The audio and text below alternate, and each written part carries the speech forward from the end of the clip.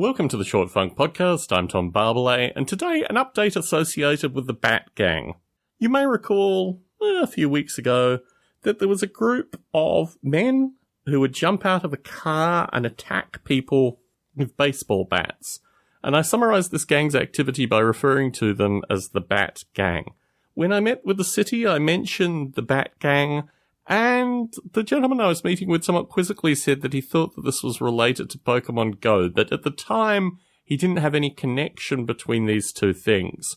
When we had the public safety meeting, this gentleman was also at the public safety meeting, and I asked him about the Bat Gang and why it wasn't discussed at the public safety meeting, and he said that he had more information that it was probably related to Pokemon Go. Now, this is very curious because the first gentleman who was beaten up in the park opposite my property, in fact, if it wasn't completely pitch black, I could look over and see the park where the gentleman was beaten up. In any case, that this incident, I don't know if it was associated with Pokemon Go, and the one connection I have with this incident is our community president, because she knows the gentleman who's a friend of the gentleman who was beaten up. And I asked her this evening explicitly, and the fellow who's part of the city as well was CC'd on that correspondence, if she could confirm that this was Pokemon Go related.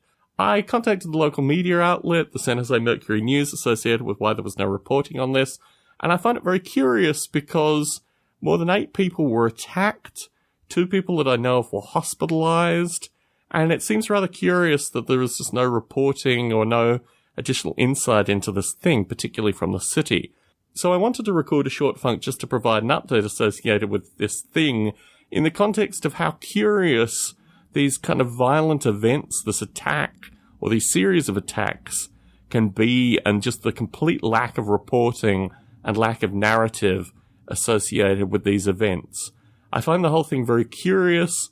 I'm waiting for additional information to confirm if it was associated with the Pokemon Go game, and the fact that the media is not covering it, and it might be associated with Pokemon Go, just strikes me as very, very strange. There have been too many people that are involved with this thing, and I just find it really very curious. But that's the nature of the kind of topics that I raise on Short Funk. John Barbalet in San Jose, signing out.